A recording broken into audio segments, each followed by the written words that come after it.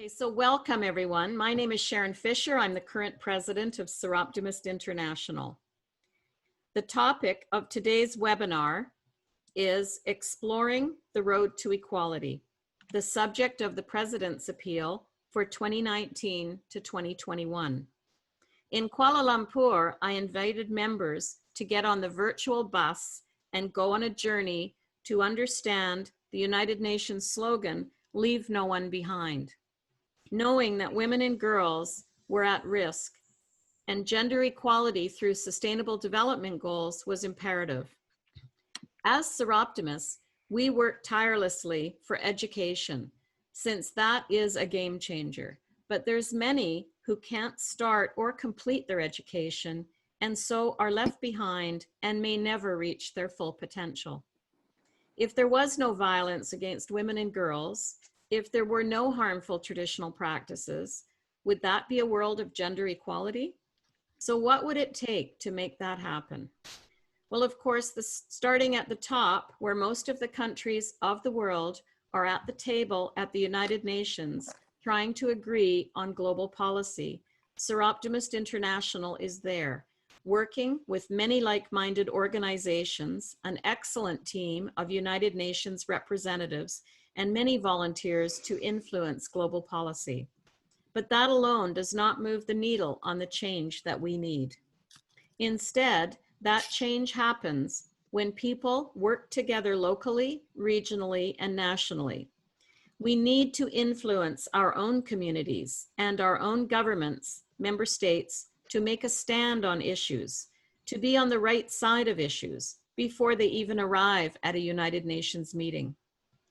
To do that, our members would need to understand what is at stake and understand the position of their own government on these issues and work from the bottom up to create the conversations and collaborate with others to bring these stories into conversations, gain attention, provide evidence through Project Impact to advocate for change in their own countries. During my time as a Soroptimist, I have heard unbelievable stories over the years that have shocked me to the core. But I have also heard stories of resilience, stories of success, all from just hearing about a Soroptimist project, a presentation at a convention, understanding a root cause and possible solution. The topics I chose to share in this President's Appeal are all issues that have triggered emotion, are very real, and negatively impact women and girls globally, and certainly are barriers to gender equality.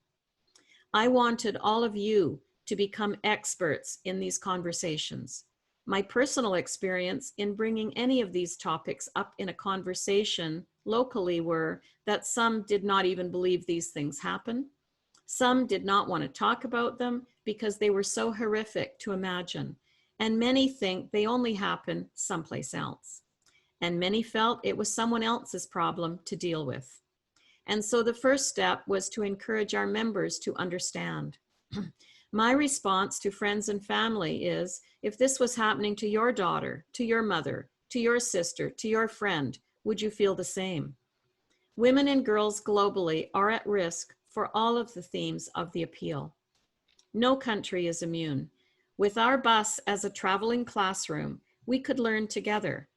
This could be done through Project Impact stories, forums and seminars, or resources on our website, social media, and webinars like this. Each topic in the appeal is a subject followed by our team of United Nations representatives, is relevant to Federation work, and is one of the many barriers to gender equality. And we want to see progress, as that is in the heart of all Soroptimists. It's going to take more than a village to create the change women and girls need in this world. Well, we no sooner began, of course, when COVID-19 paid us a visit. We had launched one project and one forum on gender equality and had several other projects ready to begin, and the world went into lockdown. Traditional on-the-ground projects were being postponed. Most members were occupied by COVID-19 work, and clubs and members around the world were at home and not meeting or fundraising. And so began my presidency of SI. As we settled into a new normal, as it was becoming known, which I didn't see much normal at all in, Soroptimists started showing their resilience. They cleaned out cupboards and drawers. They baked until all the yeast had been used up. They gardened obsessively. They got all those small repairs done at home. And then we all realized this was not going away anytime soon. My moment was in reading the slogan, "We're all in this storm together, but we're not all in the same boat." The Secretary General has refined the statement recently in adding something about stormy seas, and some of us are in super yachts, while others are barely clinging to floating debris. How true this statement is, and of course, we then started seeing the quoted statistics about the increase in violence against women, the increase in female genital mutilation with girls being out of school, the increase in child marriage, the increase in trafficking, the increase in migration, and of course, the rights of older women have shocked us greatly. These were our appeal topics, so we pivoted this appeal to shine a light on those issues in the context of COVID-19. We can do this. The other noteworthy point was that by working on these issues during a pandemic was the best way to bring news to these vulnerable populations, and we are doing just that. So today, our two appeal coordinators will highlight the issues we are including in the appeal, including future webinars that will take a deeper dive into creating the conversations we need to be having. We will introduce our guest speaker, share what the future holds, and then take your questions and answers. I would now like to introduce Olga Sidenko. Olga is one half of the President's Appeal leadership team. Olga lives in Switzerland, speaks 4 languages, and her work has given her insight into refugees and asylum seekers and how women and girls are impacted in that world. She has worked with refugees, hearing their stories through her work in translation, and now has her own practice assisting asylum seekers in finding their way to a new country. Olga, the floor is yours. Thank you, Sharon. Road to equality, it's not only about equality, it's about the issues that women are facing in the different parts of the world, in the different dimensions of the society, culture, and political orders. Migration, human trafficking, and violence are the most widespread issues, which are also very connected. And when we talk about migration, we imagine people who leave their homes, escaping from war, poorness, or repressions. They are searching for the better life for themselves and their children. Unfortunately, women and girls are the most vulnerable category of migrants, and they go through the terrible conditions to reach their goals. Sexual slavery, diseases, death of their children on the way, violence and raping in the camps, it's all what migrant women confront with during their journey to their destination. However, human traffickers are usually the only ones who can provide them with the necessary support crossing the borders, but it's always a risk to become their victims of the sexual abuse and violence. And even if a migrant woman has survived on the way and has reached the destination, she can't just enjoy her life. It's very difficult to find a job in the foreign country without necessary language and skills, and she can't integrate in the society. Usually she has a fear to be sent back where she came from. And migrant women, they don't know their rights, and they stay as a vulnerable group till the end of their lives. During my work in the refugee camp, I heard some terrible stories of the migrant women. It breaks the heart, but it's a reality, and I personally admire their strengths. They don't lose their hope and just go further supporting each other. I think this is the secret how to survive being in the most difficult situation of their life. In our next webinars, we will go deeper into these topics, talking with a special guest and listening to their stories. Thanks. Thank you, Olga. And it's wonderful to have that experience on our team because it's really helpful to, to get a good look at it. And the next speaker is the other half of our President's Appeal leadership team, Ayushi Kundu from India. Ayushi is a lawyer who studied in the area of human rights. She will highlight the other three topics of our road to equality. Ayushi, the floor is yours. Thank you, Sharon. And namaste, everyone. I'm delighted to be speaking with all of you this evening. My appeal co-coordinator, Olga, has already spoken to you about three issues we advocate about in the SI Road to Equality appeal.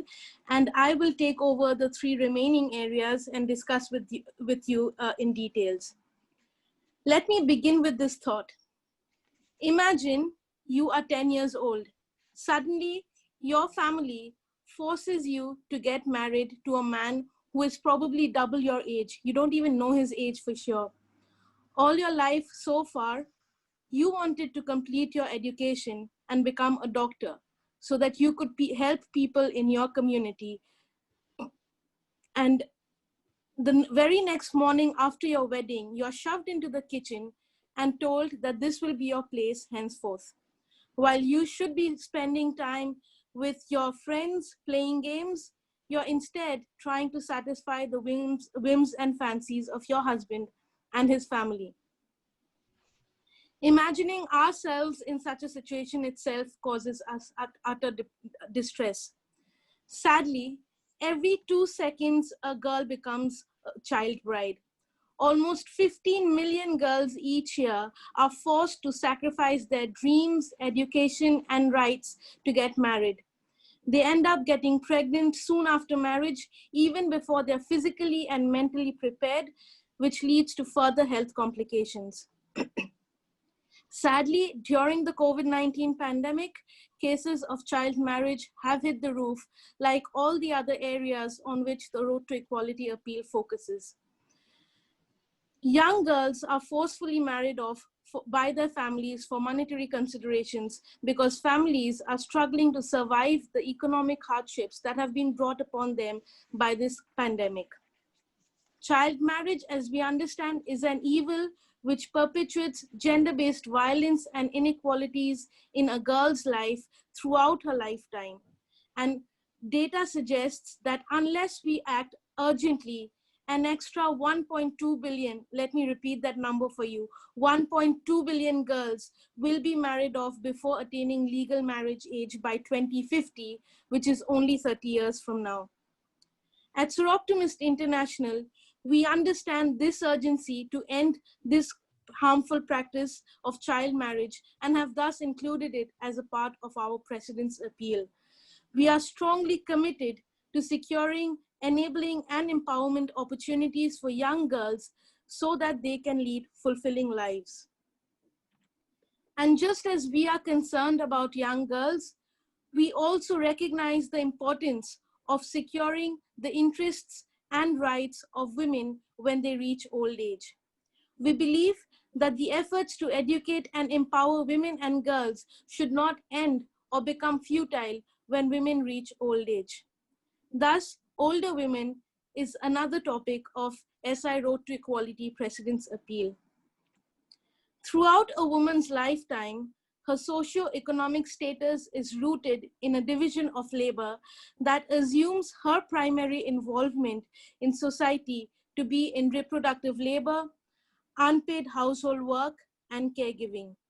This perpetuates unequal power relations in the family, which means that women earn less and save less for their elderly years. This leaves them particularly vulnerable to poverty, discrimination, violence, and marginalization in old age. Having to undertake unpaid caregiving services even at old age further limits their economic and livelihood opportunities. In addition to these economic inequalities, older women also face many political, legal, and healthcare related structures which are impediments to their well-being. Examples include discriminatory inheritance laws across different countries, difficulty in making critical healthcare related decisions, etc. Under the current climate, the problems of older women have resurfaced and been only aggravated. isolation resulting from physical distancing and inadequate digital inclusion, increased risk of contracting the virus due to already underlying health conditions, lack of proper access to jobs, pensions, and healthcare have increased the risk which older women face. This has also been recognized by the United Nations in its recent policy brief, the impact of COVID-19 on older persons. I recently turned 28 years old, and I shudder to think what my life will be 40 years hence if urgent changes are not made to policies and practices relating to older women. This is the time when the conversation on older women becomes even more relevant to women of my generation. Through the Road to Equality appeal, we hope to facilitate deeper understanding and wider awareness on this area. I now come to the last topic of the Road to Equality President's appeal, which is female genital mutilation or cutting. Female genital mutilation refers to the cutting or circumcision of the whole or part of the female genitalia, mostly done with the view of controlling a girl or woman's sexuality. It has absolutely no recorded health benefits and can instead cause severe pain, bleeding, and psychological and physiological damages. It may also lead to complications during childbirth, often resulting in death. Soroptimist International has adopted a strong stance and expressed its commitment towards ending such traditional harmful practices through its Where We Stand statements. Several members in our organization have also personally gone through this very painful practice themselves or have closely escaped the horror. Inspired by these personal stories and motivated by the drive to end this abhorrent practice committed on women and girls, which has scant regard for their dignity and right to life, FGM has been adopted as a part of the Road to Equality President's appeal. Since FGM is primarily practiced within the precincts of a household, cases of FGM have gone up during the pandemic. Closure of schools and strict lockdown and curfew hours have forced women and girls to stay at home, and they are unable to seek assistance from law enforcement and health services. The Soroptimist 6 activists, however, who have been adopted by Soroptimist International as a part of the Road to Equality appeal, have now focused their attention on preventing cases of FGM from happening during the COVID season and provide all forms of support to victims or potential victims to escape the horrors of this crime.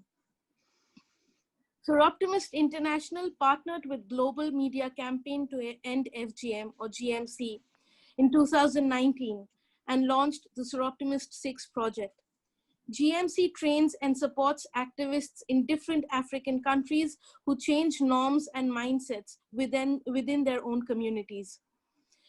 6 activists working with GMC in countries where we have a Soroptimist club presence have been adopted by Soroptimist International, and so far a grant of 30,000 Great Britain pounds have been provided to these activists to continue with their anti-FGM campaigns. With these grants, the activists engage with community and religious leaders, as well as members of the larger community, and also use radio and television time, as well as social media, to create awareness on FGM and its ill effects. During International Women's Day, the Soroptimist 6 activists supported 22 TV and radio broadcasts. These broadcasts reached nearly 38 million people across the different countries where they work, producing 69 hours of broadcast content. Over Easter, the activists funded 28 media campaigns in 6 countries, producing over 30 broadcast hours for the emergency coronavirus media campaign, reaching more than 48 million people. I will now give you a few specific examples of works done by these activists during the coronavirus pandemic. Firstly, Rugiatu Toure, our activist from Sierra Leone, engaged SOWIs or high-ranking women in the Sierra Leone society in the sensitization program to prevent coronavirus. Special posters were used by her for this purpose. Sadia Hussain, our activist from Kenya, has launched several very successful hashtag projects to spread awareness about FGM during the coronavirus pandemic.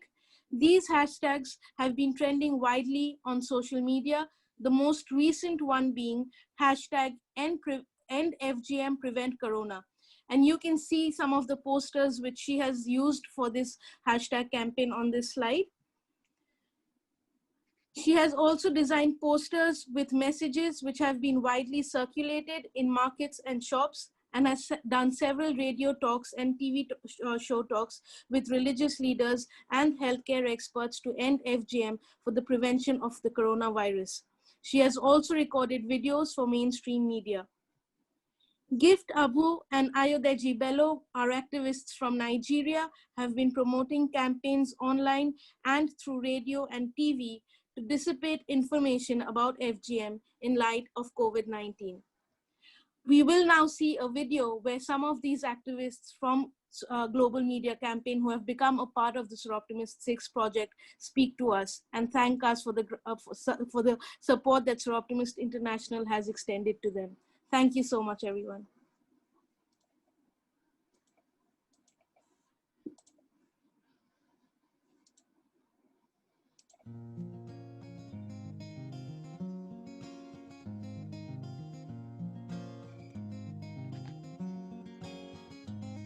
Being one of the Soroptimist 6 is one of the best things that has happened to me in my journey as an activist. Thank you. My name is Sadia Hussain. I'm one of the Soroptimist 6. Zainab Haloni knows all too well what female genital mutilation can do to a woman. She is a victim of the illegal practice carried out on her against her will. Zainab had the cut as she gave birth. Imagine undergoing labor pain and your genitalia cut off. Your children to be the way they are. Just train your girl child in where you want her to go to. And if she listens to you, she will be perfect. Cutting her is not a solution.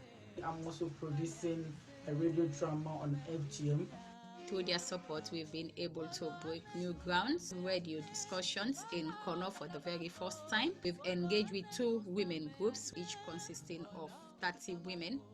We've engaged with stakeholders in 3 communities, and they have accepted to join the campaign to end FGM.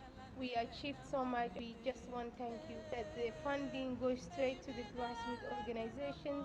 Without your support, we cannot achieve what we want. I look forward to more funds. I'm really grateful. Thank you so much. Thank you so much. Thank you so much for your support.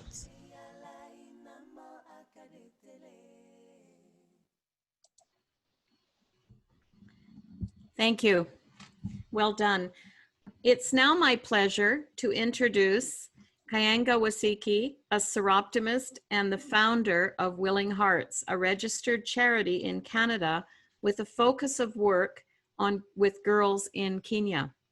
We had hoped to conduct a study tour to this project in November, but sadly, we all had such wonderful experiences in Sierra Leone and the various countries on study tours, and I thought I could reintroduce it. But sadly, the project has been postponed until March 2021. Kayanga comes into contact with the issues of our appeal and educates girls from around the country in Kenya. And Kayanga, welcome, and the floor is yours.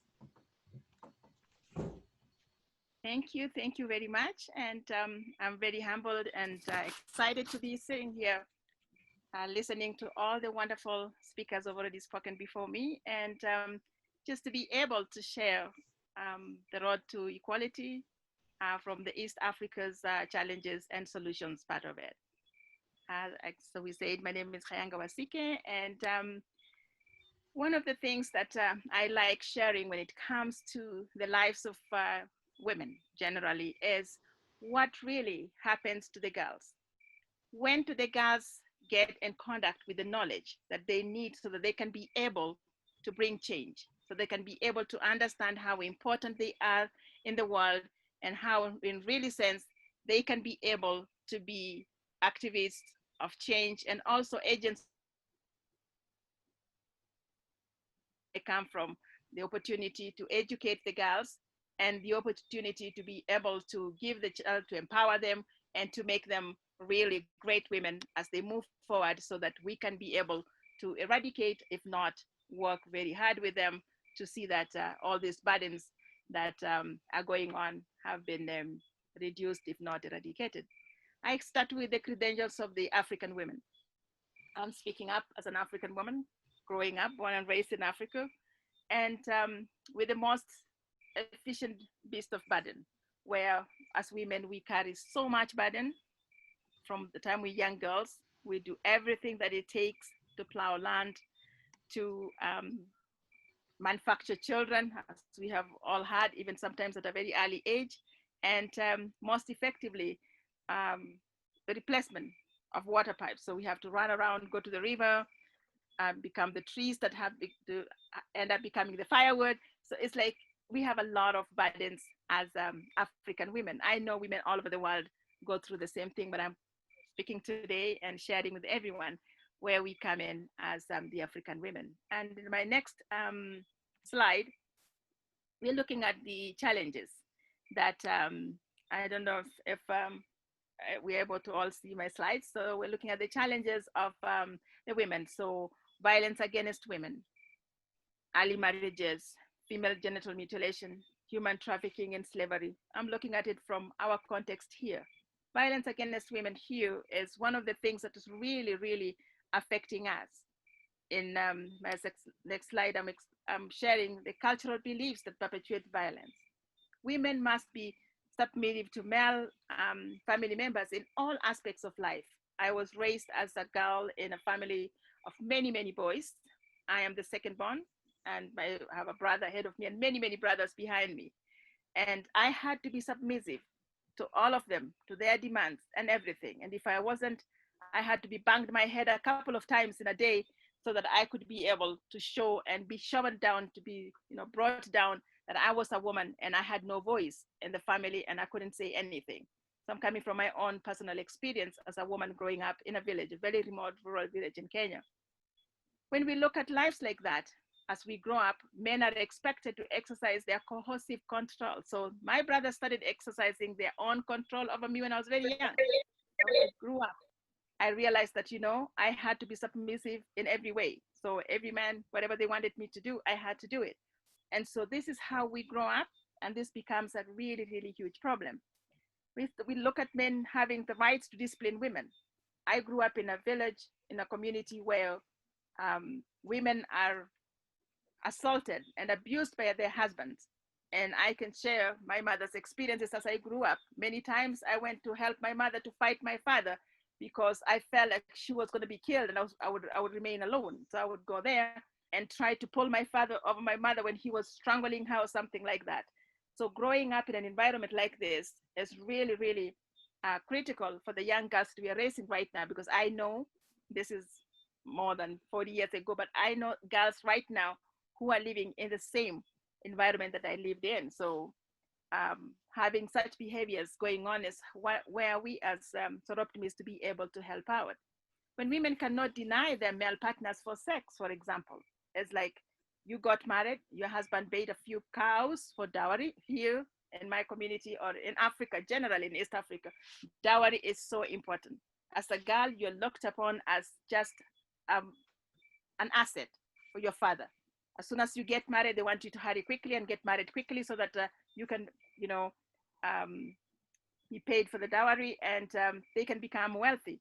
And I remember my father trying to marry me off many times when I was 13, and my mother struggling that I go to school during that time. And I think my mother got a lot of spanking and whipping and beating just because she insisted that I go to school.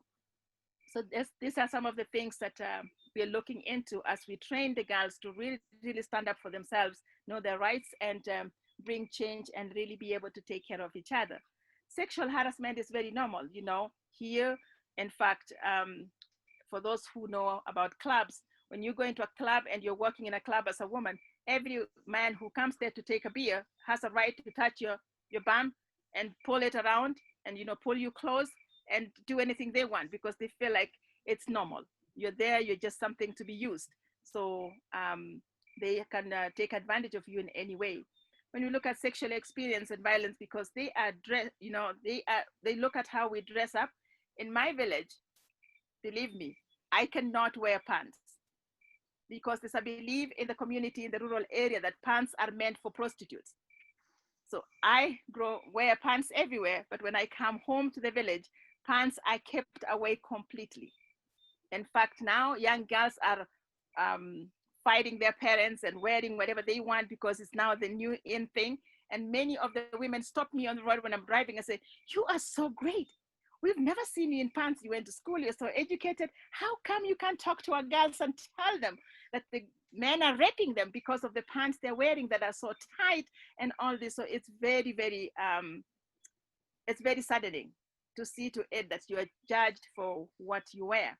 And so this really promotes and brings sexual harassment to the highest caliber. And this is just in very remote rural areas.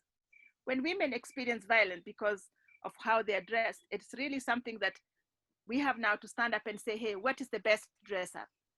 What is the best dressing? How can we change the understanding of men that if I'm wearing something that I'm looking beautiful in, I'm not saying, come on, come catch me. I want to give you what I got. So how can we change that understanding from every person out there? All women should become mothers. We have so many women who are sent away in our communities in Africa. If you get married and you finish 2 years and you're not pregnant yet, they say, oh yeah, this one here is just a waste. It's a tree that will bring nothing. So send it away, go bring another woman, right? Or marry as many wives as you can so you can have children, because you must give birth to be a woman. And I think that has affected many women's lives. And I know of many women who have been thrown out of their own homes, thrown out of their own families, because they were not blessed to have a child. And that is really, really sad. Girls are valued of wives and not individuals. So when a man marries a wife, after a while, he brings another woman and says, yes, this is my second wife. And after a few months, he brings a third one and says, yeah, that's my third wife. And so you are just there to be a woman. So that's why you hear about all these men who've married 10 women, 15 women. My father had many wives. I can use him as an example. My mother was the first wife, and she had to bear the pain of having every woman being, pushed onto her and being told, you know what, if you don't like that I have 3 more wives, you can leave. And looking at us as children and wondering what is she going to do if she leaves and goes away and leaves us with such maybe very mean stepmothers and all that. I'm talking about real experience. Mine is a real experience. I come from real rural areas where the really nitty-gritties are happening. So I'm sharing most of the time. I'm sorry if it's okay with everyone that I share what I really know out of experience. So when we look at how girls are valued that way, then you look at it, that's why they marry them very early. That's why they want to we have 70-year-old men waiting with their animals to marry a 12-year-old girl. Sometimes they're waiting for that girl just to go through the FGM, and then they marry her because she's just an object. She's not a human being who can stand up on her own. When we look at the heterosexuality as one only sexual orientation that is acceptable. So this is a community where it is as per the Bible. I don't know how they look at it. And if you are any other orientation, you are not accepted. You will even be murdered. So we have all these challenges that are going on, and both boys and girls are scared to death because there's nothing they can do, because they know if they're found out, their lives are gone. So it's really, really challenges. And when you look at the divorced women, when you're divorced, they believe you must have been so horrible. Your character was so bad. You were such a horrible woman. You must have been so, out of this world that your husband sent you away. So in really sense, divorce is a no, no, no. So every woman sits there because it's so difficult to find a husband, and people will say, I'm horrible, so I can't go anywhere. So you are abused and abused and abused. In the end, most of the women die in these relationships because it's very difficult for them to leave. Once you leave, you're a divorced woman. No one wants any relationship with you. And every man will tell their wives, if I see you with so-and-so, you're done also, because that woman is so horrible. That's why her husband has sent her away. They don't look at what were the challenges that the husband, how abusive was the husband? what was the challenges, what were the challenges the woman was going through. They don't look at it at all. They just see every man is perfect. Only women are imperfect. And so they have to suffer all these consequences. So with early marriages, we've looked at in Kenya. I'm Kenyan by birth. I'm Kenyan Canadian, but I was born in Kenya and raised in Kenya. And so I love really, really being a true village girl. And so 23% of the Kenyan girls are married before their 18th birthday. I would have been married at 13. I think my father tried to marry me off at 13 so many times. And the only way I survived is the Catholic mission had taken me from my home because of poverty. And so I was going through school in a boarding school, a residential school with a Catholic that was run by the Catholics. So each time my father wanted to marry me off, my mother would steal me at night and send me off back to school to go and work at the convent so that I could be able to be safe and continue with school. So this happened so many times, but now I look at it today. We need to stand up together and say, you know what, this should not happen anymore. Because I know of so many girls right now. I work with so many orphanages. I have worked with so many girls centers where the girls have run away either from early, being married off early. They've even run away from the husbands where they were married off. They are running away from FGM and all that. So they're all enclosed in all these fenced areas that no one can reach them. And we want to save these girls because yes, they will grow up there, we'll help them to go to school, but how are we going to save them to come out and really be activists of change and be able to bring what we want? So when they're looking at the girl and saying, oh yeah, all we care about is your dowry will come and help me get another wife. So your father marries you off so that when he's paid the dowry, then he marries another wife because now he has more animals to use to be able to marry somebody else's child. So these cultural traditions and everything is really, really affecting our girls. And we want to try to help the girls so that they can remain unmarried into adult world so they can go to school and really, really be perceived as women of substance and be able to avoid the challenges that are going on.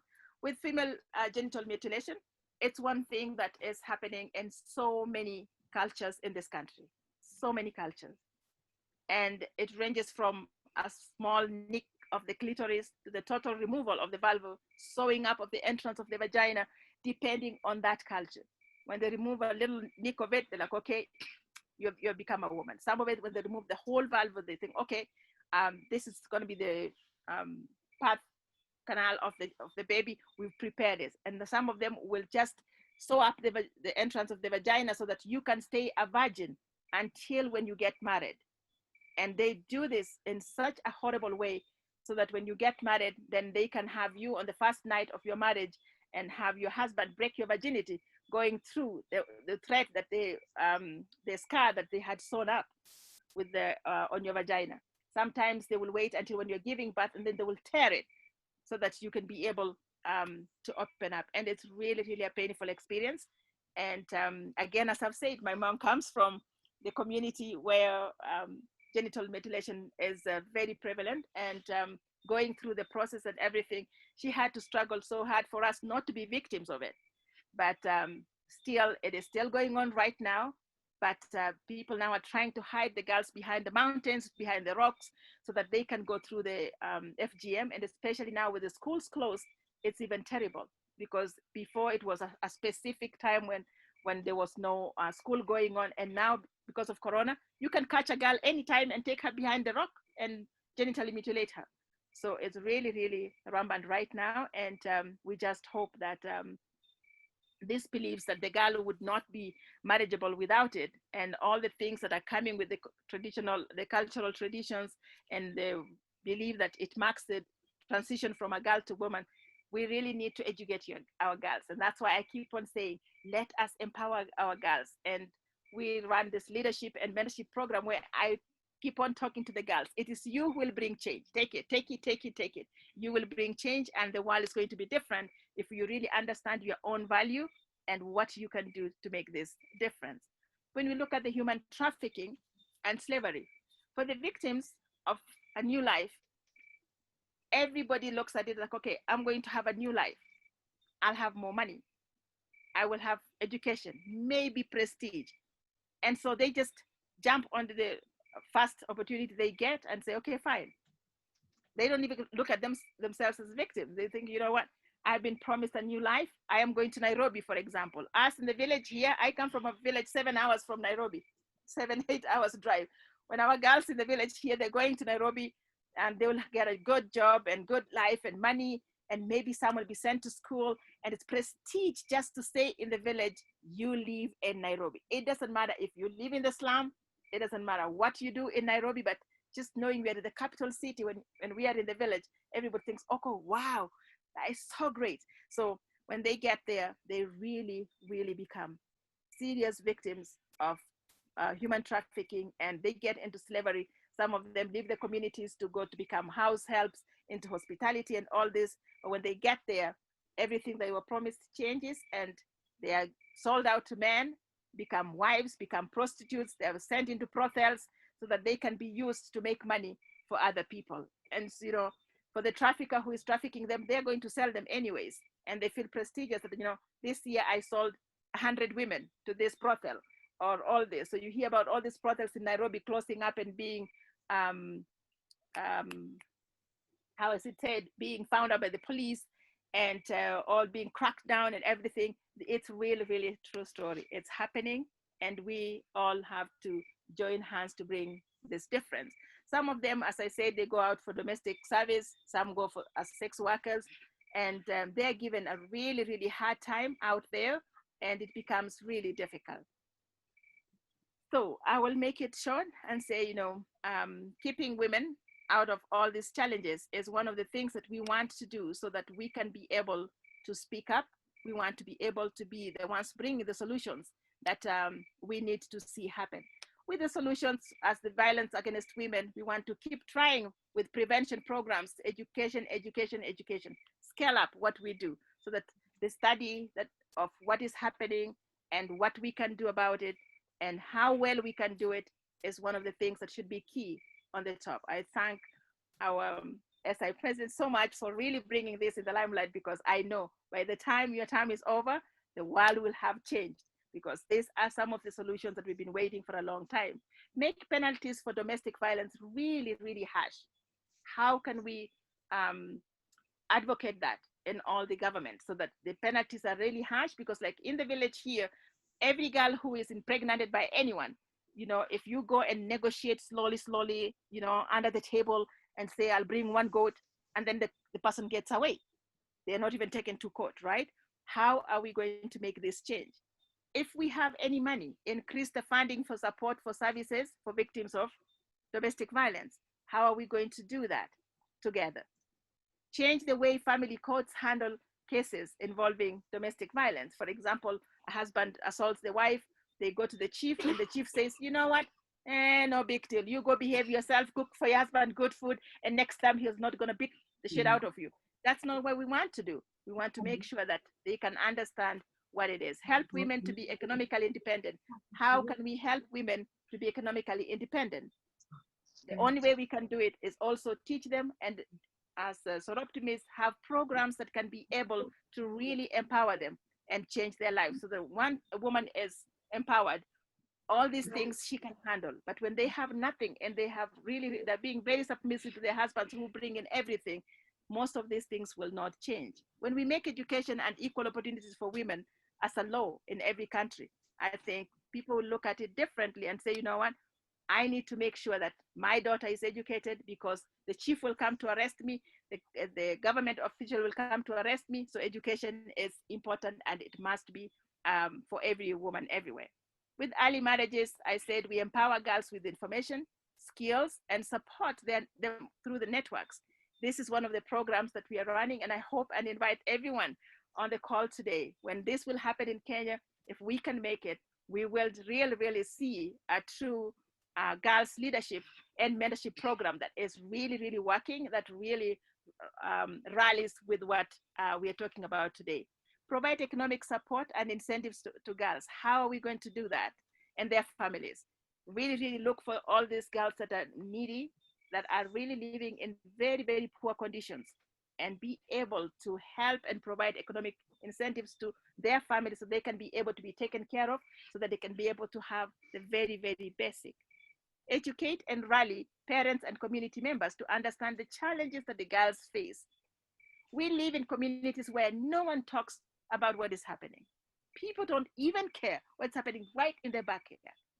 How are we going to rally and bring together programs as Soroptimist that are going to bring the communities together so we can talk openly about all these programs? How can we mobilize families and communities to promote leadership and mentorship skills in girls? How can we do it? We're doing it now at a bigger surface up there. How can we start it in the communities so that this leadership and mentorship skills are really, engraved into the girls at a very early age, so that they can grow up knowing that the future is in their hands and they can make the change. Establish and implement laws and policies that promote the lives and everything about girls and women. How are we going to do these policies that are going to really, really look at promoting the lives of women, and also look at their mothers as the really role models? If a mother is a role model, then a daughter is going to come up saying, hey, I want to be like my mom or better than my mom. But when the mom is really struggling, being abused by the father and everything, the girl is looking like, does it really make to be a woman? So it even takes a longer time for us to go through that. Ways that we can help to end trafficking: know the signs of the traffickers, because they're right here with us. They don't come from far away to come and take the girls from us. They're right here. They don't come and coerce the women from far. They're right here with us. How can we know the signs that say, land the red flags, the indicators of the traffickers? When they come, luring the girls, telling them about all these good things and promises, we need to make sure that we teach the girls, we teach the women, we educate the women, and even the men. Sometimes even the traffickers are women themselves. So how can everyone learn this and be able to prevent it? Report a tip on the practice, so that if somebody's coming in to do something, how can we let the community know that this is the place to report, or this is the number to report to, or this is the person to report to? Spread the word on the reality of signs of human trafficking, because people think when they hear human trafficking, they say, oh, that was slavery. It was in Mombasa those days when people used to be tied on chains, that they would be sold as slaves into the oceans, that they would be sailed to North America. That doesn't happen anymore. So people are in denial. How are we going to really make sure that they understand that human trafficking is a reality and we need to do something about it? Think before you shop. Sometimes we ourselves are shopping and wearing all the clothes that are coming from made from factories where there's so much abusive practices and activities going on. How are we going to really think that which company am I shopping my dresses from? Which company am I shopping this from? Are they good? Do they have good ethics? Are they taking care of humans, or are they really abusing the people who are working out there? So these are some of the things that I wanted to share today, and there are many other things we will share as we keep going. Sorry, I talked a little bit maybe longer, but I really wanted to pour my heart out, coming from the African really perspective, sitting in the African continent right now, and being able to share what I have gone through personally, and also what we would like to continue sharing as we continue with this webinars, to be able to now try to find the really nitty-gritty programs that will be able to help us to really address these challenges. With that, thank you so much. I appreciate it. Thank you, Kayanga. We're going to be a little over time, but I think it's well worth it. It's so important to hear the lived experiences of people who have actually been there, because just talking about it, and we've come to know that change will come from the people engaged in those communities. It's them we need to support to get the change. We can't go in and change ourselves, but we can certainly support.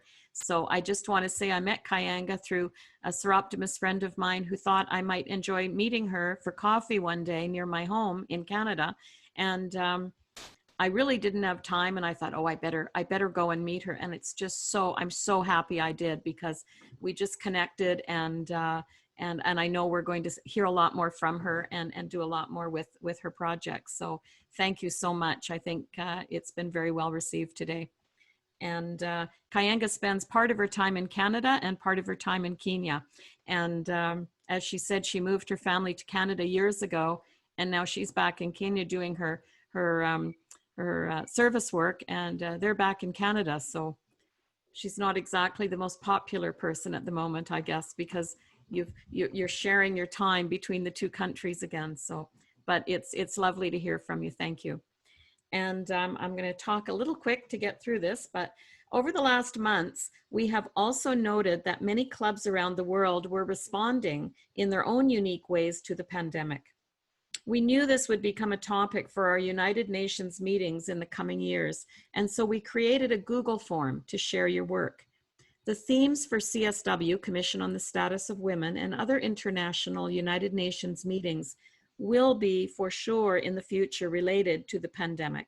And we felt the collective impact of our global response would be helpful in capturing the information for our reports over the next year or two. And of course, the collective impact is more impressive than a single project. The name Masks for Equality was launched to accompany Days for Girls and their Masks for Millions. Today, however, we are noting that much more is going on. The goal was to be able to measure something. For example, how many of our Soroptimist countries have responded to the pandemic? What's the range of projects and best practices? So whatever you are doing, whether it is supplying digital devices, checking in on isolated older women, supplying personal protective equipment, delivering food, helping with errands, or even becoming literate with communications platforms so your own clubs can meet safely. It is all important. In my work with older persons, these women tell us that just knowing someone out there cares is making their day. So we are not asking you to make masks. We're not we're just requesting you use the Google form to tell us if you are doing something in response to COVID-19. Some of you report to your federations already, so it's just one extra step. We have opportunities to feature some of this work in our global meetings, and all of this increases the profile of SI. Our next webinar will be held September 10th and will focus entirely on trafficking. We will be sharing our new project that will expand on some of the work that has been underway with the Dutch Union in SIE. These webinars will also have other topics mixed in, so we won't make them all about the President's Appeal topics, but we are finding our way in this method of communication. Late September may be older women to coincide with International Day of Older Persons. And in October, we expect to have some really excellent speakers on female genital mutilation. If you have speakers you have heard that are so fantastic you want to hear others to hear about them, we'd love to hear from you. And in late February, we sponsored our first forum in the appeal, and it was a great success in Western Canada region, where a full day was hosted to bring gender equality to the conversation. The result is 3 separate videos in a series that captured the day. These will be available on the website shortly. We just received them last week. And this is the type of forum or seminar we encourage you to do and report on any of your topics for the Road to Equality. Your support for the Road to Equality is so very much appreciated. We have dedicated pages on the website for each topic of the appeal to share news, projects, Soroptimist position papers, and more. We have social media and, of course, the new Soroptimist Lab that has Road to Equality for a topic, and also an underlying team to stimulate the conversation. Thanks to our Federation-appointed committee members who can also answer your questions. In Southwest Pacific, Nora Lamb; in Europe, Inge Withoff; and in SIGBY, Yvonne Gibbons; and in SIA, Dana Martin. We also have board member Kirsty Guttormson from Norway and Bev Bucher, our International Director of Advocacy. Donations can be made through your federations marked President's Appeal, and 100% of those donations come to SI for the appeal. There's links on the website of Soroptimist International to each of the federation's remittance instructions.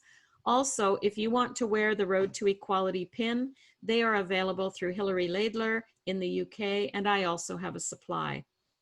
We won't be going to big meetings to sell them, so we are happy to mail them to you. Just contact anyone in the appeal or look online to get further details. And I want to thank everyone for your support, and we can all do something, even if fundraising is challenging. The needs faced by women and girls doesn't stop with the pandemic. In fact, as we know, it has been exposed in a way that could not have been imagined. Let's consider this an opportunity to work to create the change that Soroptimists have been working on for almost 100 years. And I'd now like to take questions. That's the end of the presentations. I know some of you have to leave, but we will certainly look at your questions. Claire is going to present them. So thank you so much for joining us today, and we hope to see you next time or the next time or the next time, and keep bringing you this information. And I hope you'll all learn with us and figure out what we can do to create the change we need for women and girls that we all know is so, so important. Thank you. Claire? Hi, everyone. This was a great webinar. So happy to be a part of it. I was looking at the chat during the whole thing, and the only questions that were put in it during it were, can we do more than just giving money? And Bev actually replied to that one and said, be advocates in your community, spread the word. But Sharon, I don't know if you have any other. Yeah, and I will say that we would love to hear your stories on your projects. I happened to be in Las Vegas last year, and I met with a club there, and here they had already put something through in Las Vegas at the state level to advocate for banning female genital mutilation. I did not know about that, but they were successful in bringing a law forward. That's wonderful information to know as to how they did it. They engaged a senator and they created a law, and so it's banned. And I know in Canada, they have a law, but now, particularly with all the anti-racism, I was reading that we have a law, but if you try and pursue it, you might have a problem because it might be considered racist because it's really done in specific cultural communities. So it's learning and sharing the information. I mean, I'd love to hear about other areas where they've had success in these projects, because it's a best practice that other clubs may choose to follow. So by all means, we're quite aware that fundraising will be challenging. It will be different than other appeals, which makes me all the more happy that we chose this particular path, because it's sharing the education and information just as much as building a school, or they're all important. But seems to me we have a gap from our club to our international organization in coming from the bottom to influence our own governments before they ever get to the United Nations. Not everybody will take those big steps, but some will. So I hope that answers that question. There's Nora saying that in New Zealand, they're pushing for a law against FGM and they're tracking the progress. But if we start to collect that information, we can post it on our individual pages on the website to show the progress that various areas. FGM happens all over the world. I was quite surprised. People think it just happens in a couple of countries, but it's not so. With migration the way it is and immigration the way it is, it's happening worldwide. Was there anything else, Claire? Yep. Veronica's story asked if the webinar will be put on the SI website. And related to that, Dana Martin asked if she could share the slide, which at the time was of the slide that was titled Violence Against Women. Right. We intend to share the recording with everyone who attended, if we can figure out how to do it. We think we know how, but we will definitely post it on the website as soon as we, I think maybe Sarah will help us clean it up a bit. Although I think we've done quite well. I don't think it needs too much cleaning up. Bev's dog has been very well behaved today and not barked, so that's helpful. And yeah, and the slide, I know where to find Dana, so I can get that slide to her. I have it in my own laptop, so. Okay, and then Alexandra Zareth messaged also asking how to contact you for a pin, and that she's looking on the website but isn't finding the exact information. Okay, maybe Sarah, you can try and put something up just in case with both Hillary and my information. But you can just email me at sfisher500@gmail.com. I just sent her that email as well. Okay. And then the only other question is, Betty asked if she could ask a question, but she hasn't put it in the chat. I'd like to just point out here that Betty had in fact earlier sent in an email, and I'm struggling to find that email she had sent, and she had posed her question there. So she asked that, how does my attending these webinars in practical terms help us overcome barriers/challenges to achieving gender equality? And I know Betty's probably asking that question because I've missed it in my presentation. But my hope is that as each member in each club learns these issues and understands what's happening in your own country, what's happening in your own community, and creates those conversations and starts collaborating with others in your own community, that will mobilize people to want to do something.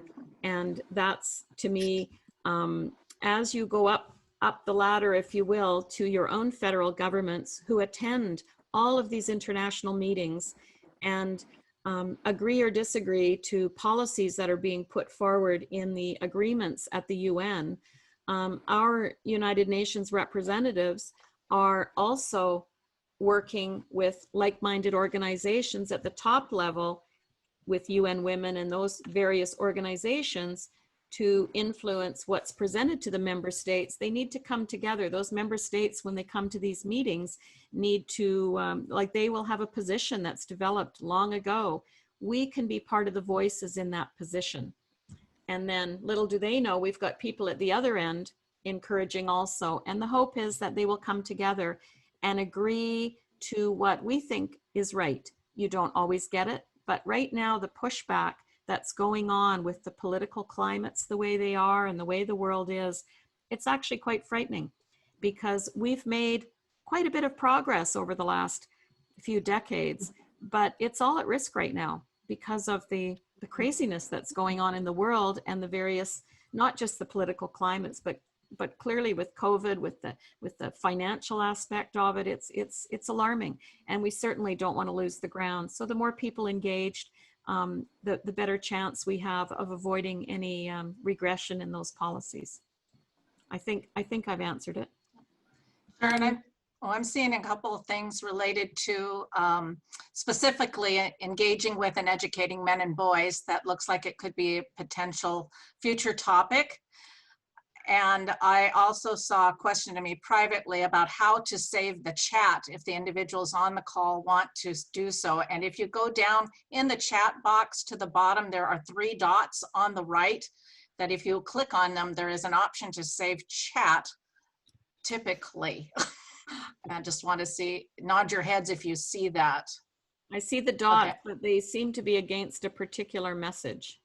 Oh, okay. I am seeing save chat, which I believe in the past allows you as an individual to save the whole thing. Okay. There is another question which came in through email earlier, Sharon, and I'll just share it again. The question was from Maria Faber, and she asks, can you please comment on where should this road start in the life of an individual? How can problems with the early starting conditions be addressed? Early childhood, for example.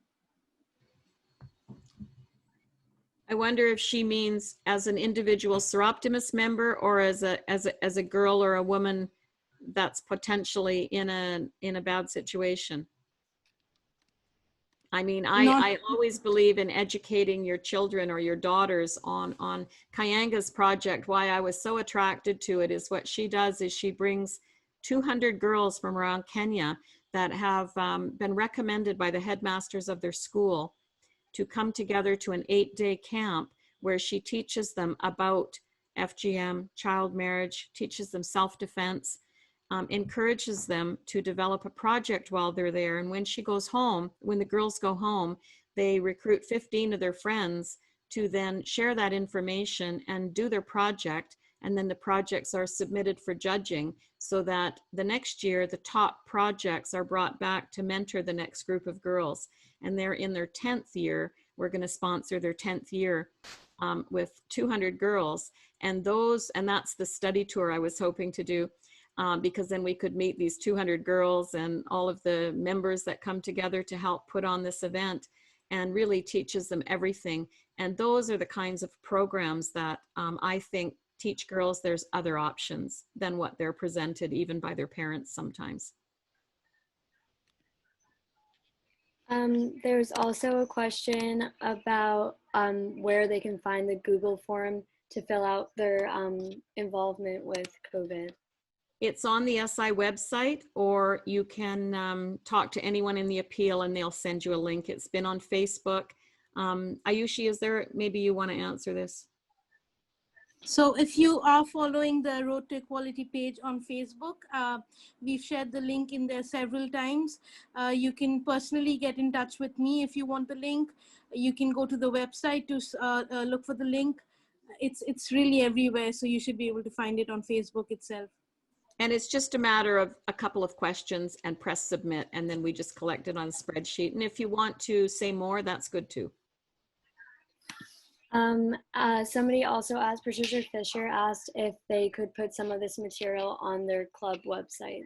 Absolutely, we have no problem sharing. That's the whole idea. We're women, we like to talk, we like to tell everything we know.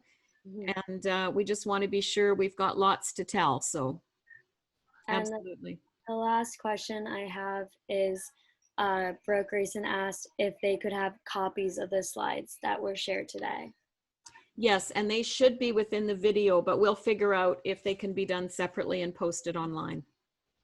I think in the interest of time, if there's no more questions, we will officially close, and then we'll leave it open for a while until people are talked out. But thank you so much for attending. And like we said, we are.